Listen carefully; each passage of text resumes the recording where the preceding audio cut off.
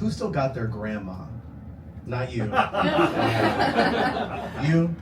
That's awesome, man. Well, I don't.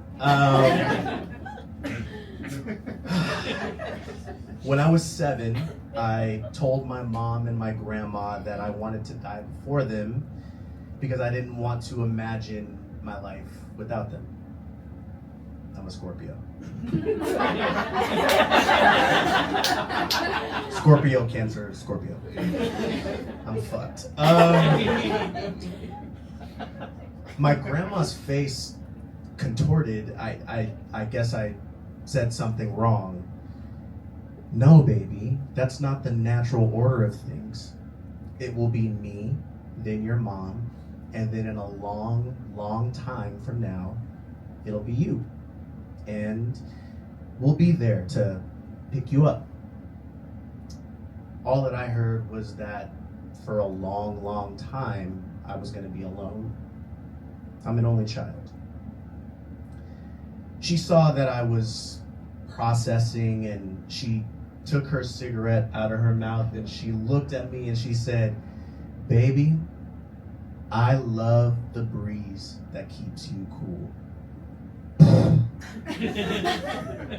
I mean, like, what a fucking bar, no? Like, Jesus, like, I mean, does that not drop your shoulders down a bit? Like, I love, that's grandma love, that's black grandma love. Like, I love the breeze that keeps you cool. Like, fuck you, the breeze that keeps you cool. I love it.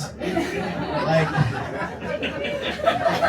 damn, you know, like, my goodness. So, you know, I always remembered that. I love the breeze that keeps you cool.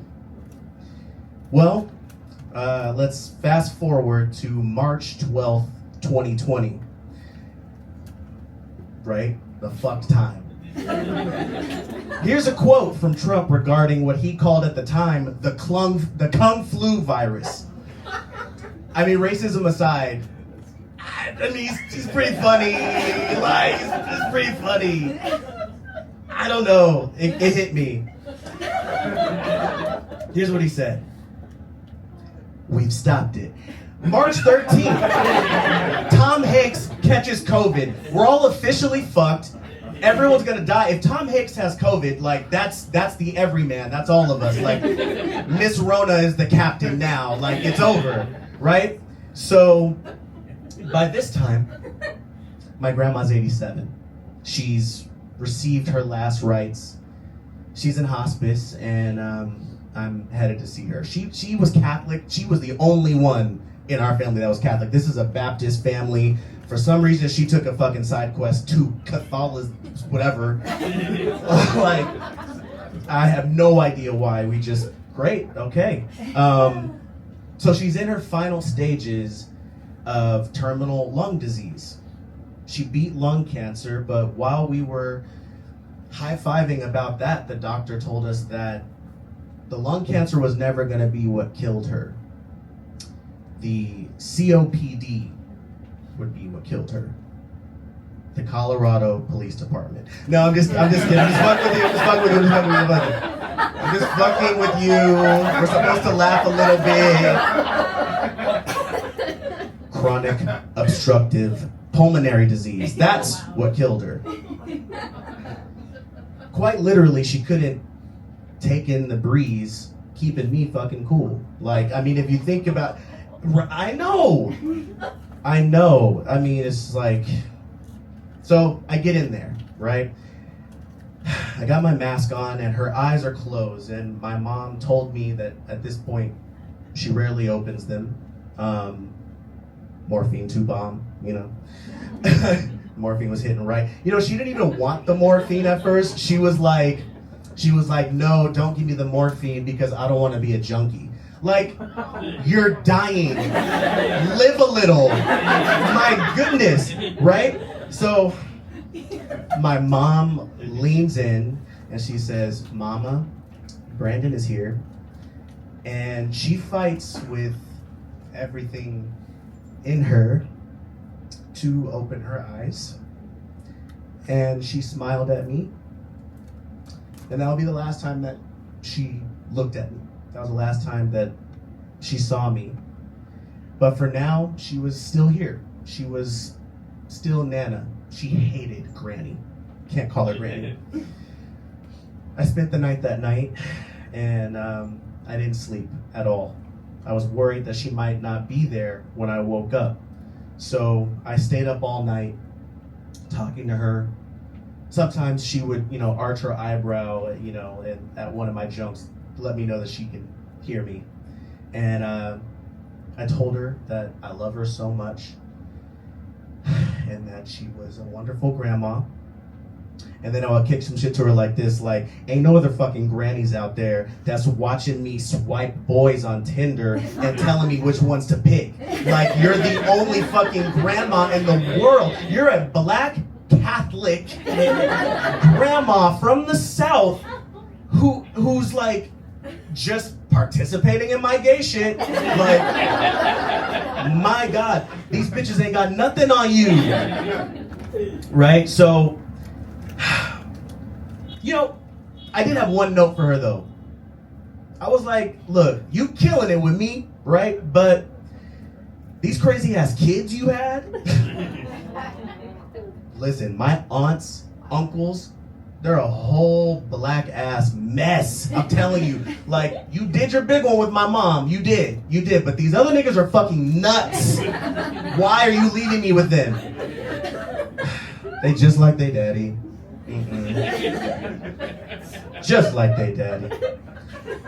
Throughout the rest of the night, I noticed that maybe she wasn't hearing me anymore. Maybe she was a little further away. She was still here, but maybe she can't connect to me anymore. This is the first time in my 31 years that I feel distance between my grandma. She gave me my first bath.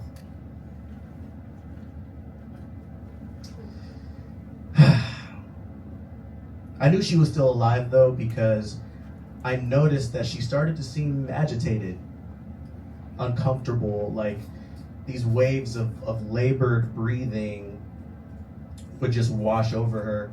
And suddenly I understood that it's labor to come into this world,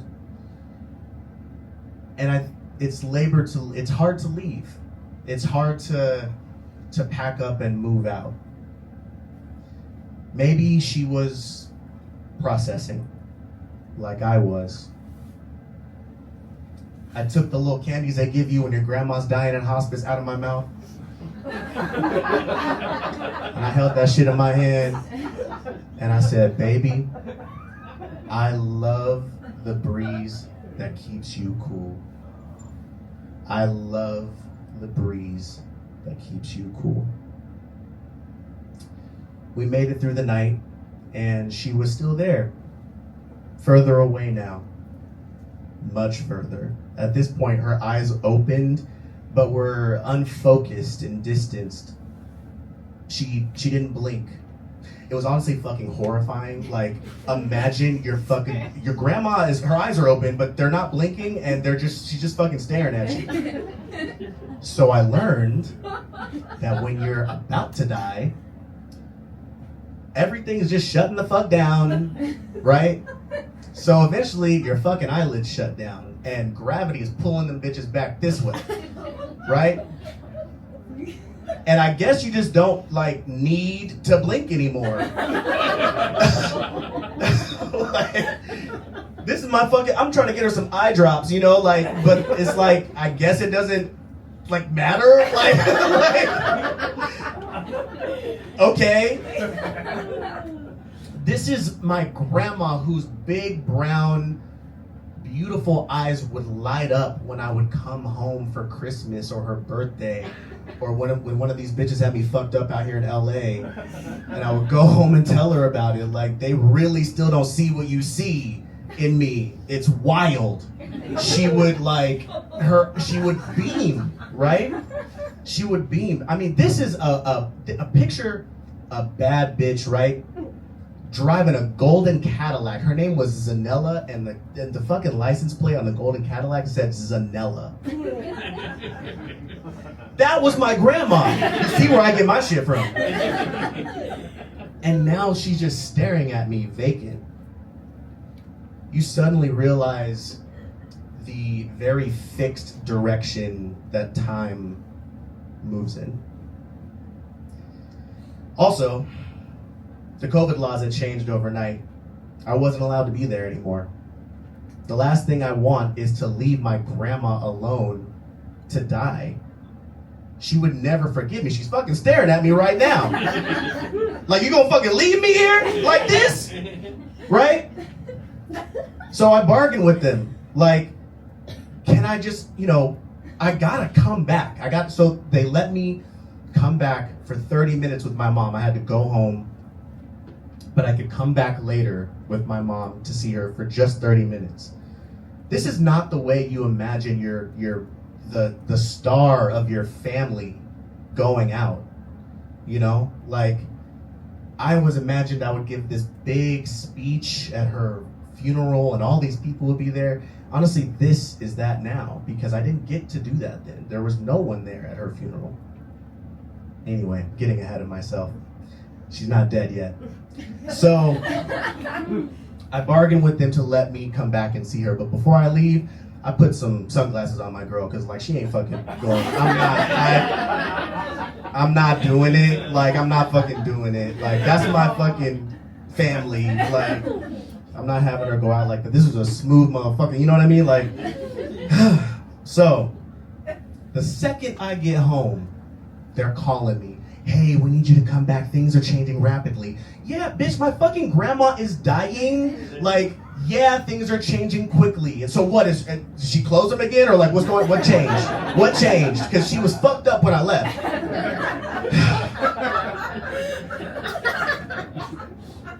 So we run to the car. We're only about 15 minutes away, but we have no idea how much time we have left. The inevitable is happening. Like, the thing that you just never want is at some point on the way. We park and we run to the door to be buzzed in. No one answers. So we buzz again. Nothing. I mean, silence.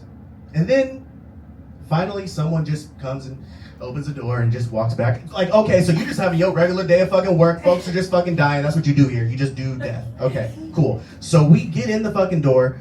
We run towards her door. She's on the first room on the right. They stop us. Hey, sorry, COVID rules have changed again. We need you to sign in again, both of you. Oh, and also we have to take your temperature again. Are you fucking, like, I was just here. Yeah, so sorry. So I fucking sign in again. I'm trying to sign in my mom's name too. So right here is where I'm supposed to sign in. Right here is where I signed the fuck out 20 minutes ago. Like, my grandma's dying. So fuck it. Okay, cool, fine. Sign in. Sign my mom's name. While I'm signing her in, they're checking my mom's temperature. It beeps. Inconclusive. There's an error. Okay, so while they're checking her again, they check my temperature. Mine beeps. 98.6. Highest grade I ever got. My mom tells me, go ahead and go in. I know that you gotta be there. And I was like, no, we need to be there. Surely hers is about to beep. Like, come on. We're waiting. There's literally a thermometer just hanging in her mouth while my grandma's fucking dying. And we're just waiting. We're still waiting. We're still waiting. As I'm just about to cuss everybody out in this whole fucking place, someone comes out of the first door on the right,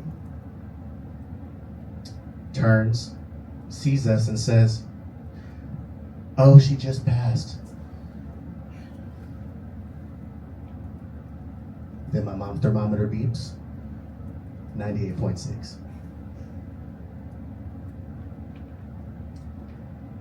So, I'm suddenly aware that my grandma is now a spirit in the air, and she might not want me to cuss everybody out and burn this whole fucking place down. So something bigger has happened. So now we walk into the first door on the right, and there she is. She's gone. We burst into tears. We congratulate her on doing the hard thing, leaving her body that had finally failed her. It was really hard to do. I remember another time she was in the hospital, she looks over at the EKG and she's like just smiling, and she's like, that thing's been doing that for 84 years. And it was just, you really appreciate, like, this shit is just doing this. And someday, hopefully a long, long time from now, you're gonna really appreciate that shit is just doing that. You know, her lungs were shot, her heart was like, it's cool, I got this shit. I got you, bitch. You know? So, we're looking at her, right? And surprisingly, she looks great. Like, actually, she looks fucking good, right? Like, turns out decades of being a single black mother right alongside trying to breathe really fucking ages you. Her whole face relaxed. All the shit between her, like, all this shit relaxed, right? I think they, like, closed her eyes after she died, like in the movies. Like, they just kind of, like, you know, appreciate it. But I'm so serious of, like, she looked like 30 years younger. She looked exactly like my mom. My dead grandma now looks exactly like my mom.